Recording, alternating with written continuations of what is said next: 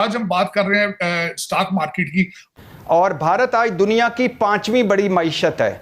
नरेंद्र मोदी की जो हुकूमत है, इतनी मजबूत पॉलिटिकल स्टेबिलिटी है कि इंडिया की जो स्टॉक मार्केट है वो 5 ट्रिलियन के लैंडमार्क पे पहुंच गई है। तार साहब, उमर कुरैशी ने ये लिखा कि Dubai stops issuing visas to single Pakistani men under the age of 42। Narasimha Rao और मनमोहन सिंह की रखी गई बुनियाद जो थी उस पर आज भारत की इमारत खड़ी है। इट मींस कि मैक्रो इकोनॉमिक स्टेबिलिटी भी इंडिया के अंदर मौजूद है, पॉलिटिकल स्टेबिलिटी भी मौजूद है, और इससे ये भी अंदाजा हो रहा है कि नरेंद्र मोदी इलेक्शंस भी जीत रहे हैं। क्यों? दुबई ने अपने वीजा जो है यूएई ने वो ब्लॉक कर दिए, वो नहीं दिए जा रहे। दूसरी तरफ तारड़ साहब, वो कतरियों ने हमसे पैसे मांग लिए हैं। $625 अरब उसके जरिए मुबादला है।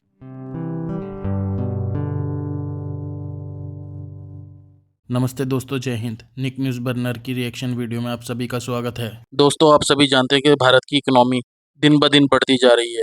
भारत की तरक्की की रफ्तार बहुत ज़्यादा तेज़ हो गई है। दोस्तों, भारत की गरीबी तो घट रही है, लेकिन भारत की जो जीडीपी है और इकोनॉमी है, सारे रिकॉर्ड तोड़कर बहुत ही तेज़ी से आगे बढ़ रही है। दोस्तों, अभी हाल ही में हमारे स्टॉक मार्केट से एक खबर आई है।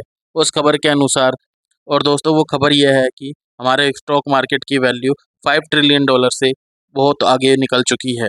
दोस्तों, भारत की स्टॉक मार्केट का वैल्यूएशन दुनिया की टॉप कंट्रीज़ में आ चुका है, और ये भी कहा जा रहा है कि बहुत ही जल्द भारत जापान को भी स्टॉक मार्केट में बहुत पीछे छोड़ देगा।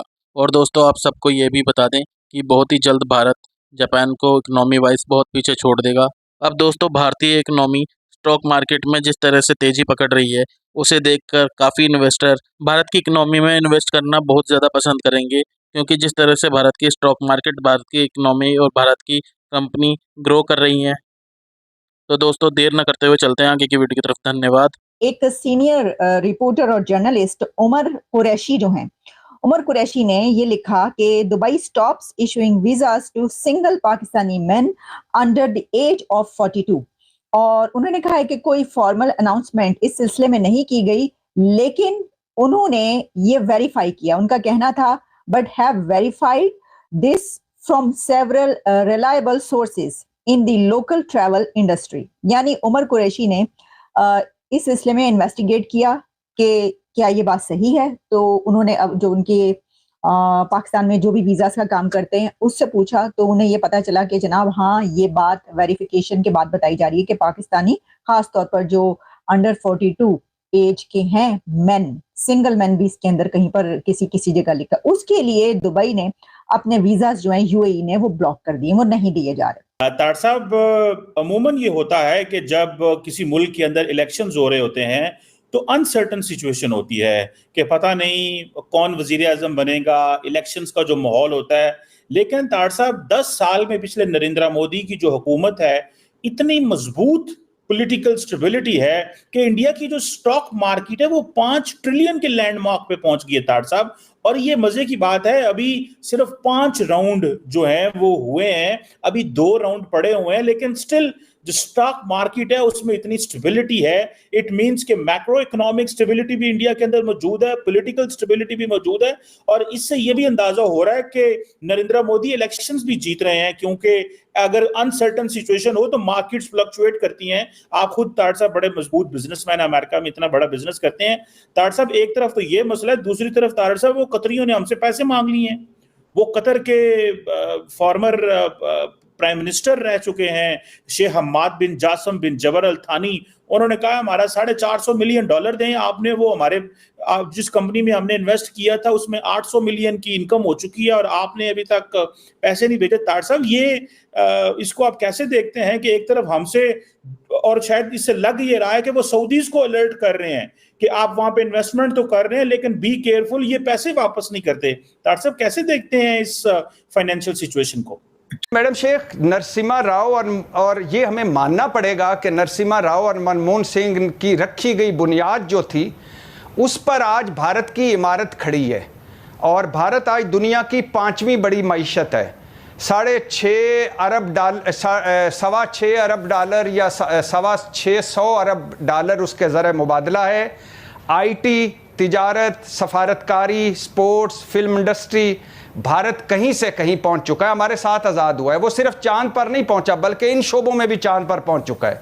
गुर्बत कम हुई है, मिडिल क्लास में इजाफा हुआ है, महंगाई हमसे कम है। भारत वो मुल्क वाहिद मुल्क है जिस पर चीन, अमेरिका और रूस मुत्तहिद हैं, जिस पर ईरान और सऊदी अरब मुत्तहिद हैं, और जो अब अरब पतियों में तीसरा बड़ा मुल्क है, और जिसके मुकेश अंबानी की जो दौलत है वो हमारी 40% मईशत है, और 90 की दिहाई में वो IMF को गुड बाई कह चुका है, और हर काबिल ज़िक्र मुसलमान मुल्क नरेंद्र मोदी को आला सिविलियन अवार्ड दे चुका है। और हालत ये है कि एक तरफ वो बाबरी मस्जिद गिराकर मंदिर की अयोध्या मंदिर की इफ्तिताह कर रहा था, दूसरी तरफ UAE में भी मंदिर का इफ्तिताह हो रहा था। और भारत के जो आलमी सतह है कि बरतानवी वज़ीर आज़म भारतीय, अमरीकी नायब सदर भारतीय और हर अहम पोस्ट पर भारतीय। और मैडम शेख अपना हाल देख लें, महंगाई, बेरोज़गारी, गुर्बत की दलदलें, दिवालियापन, नफ़रत, तकसीम, एक दूसरे के गिरेबान फाड़ते लोग, आलमी तन्हाई, क़यादत का बुरान। क्यों वो चाहेगा कि हमारे साथ बात करे? क्यों करनी चाहिए उसे बात? चीमा साहब, सबसे पहले मोदी साहब को डिस्कस करते हैं। मोदी साहब की सियासत को देखा जाए तो वो उन्होंने एयर टाइट सियासत करते हैं। एयर टाइट से मुराद है कि चांस कहीं से नहीं लेते।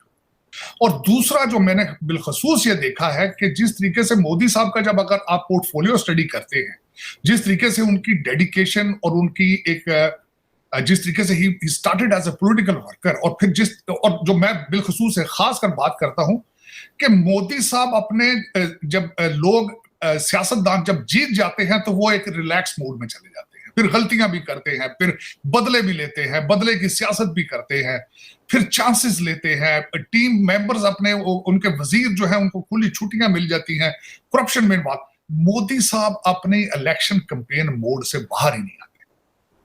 अब ये देखें, अगर रीसेंट इलेक्शन को अगर देखा जाए, इस इलेक्शन मोदी साहब के इंटरनेशनल दौरों से चीज शुरू होती है, फिर चंद्रयान की बातें फिर होती है, फिर उसके बाद सूरज के ऊपर जो चीजें, फिर जिस तरीके से टीम बिल्डिंग प्रोसेस में, और जिस हर एक दुनिया के अंदर जो इश्यूज आते हैं, सोच सोच के कदम उठाए जाते हैं।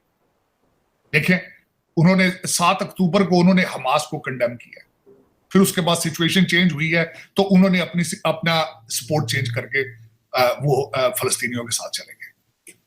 किस तरीके से अभी रीसेंट अगर देखा जाए इस इलेक्शन से पहले, बल्कि रशिया से तो आवाजें भी आई है चीमा साहब कि भारतीय इलेक्शन के अंदर अमेरिका जो है वो मेडलिंग कर रहा है, लेकिन बड़ा सेंसिटिव मैटर था, लेकिन किस खूबसूरती से हैंडल किया गया है।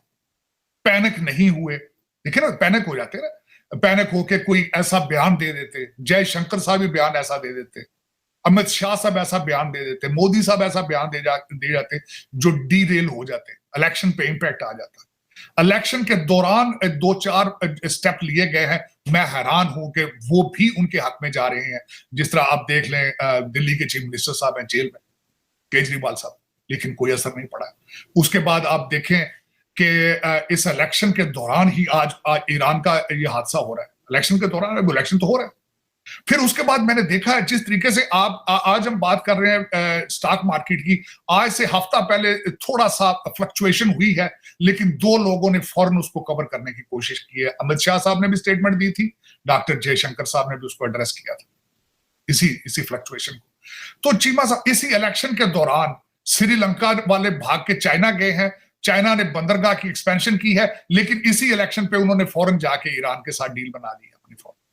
इसी इलेक्शन से फौरन पहले आपने देखा होगा कि अमेरिका के साथ तनाव आया रिलेशनशिप में, जयशंकर साहब फौरन रशिया पहुंच गए। तो ये देखें, ये चीजें, इसमें एक चीज देखनी होती है कि दोस्तों, अगर आपको हमारी वीडियो पसंद आई है तो प्लीज़ लाइक ज़रूर करें और साथ में शेयर करना ना भूलें। और साथ ही दोस्तों, ऐसी ही लेटेस्ट वीडियो देखने के लिए हमारे चैनल को सब्सक्राइब करें, साथ ही बेल का आइकन जरूर दबाएं ताकि सबसे पहले आपको हमारी वीडियो की नोटिफिकेशन मिल सके। धन्यवाद।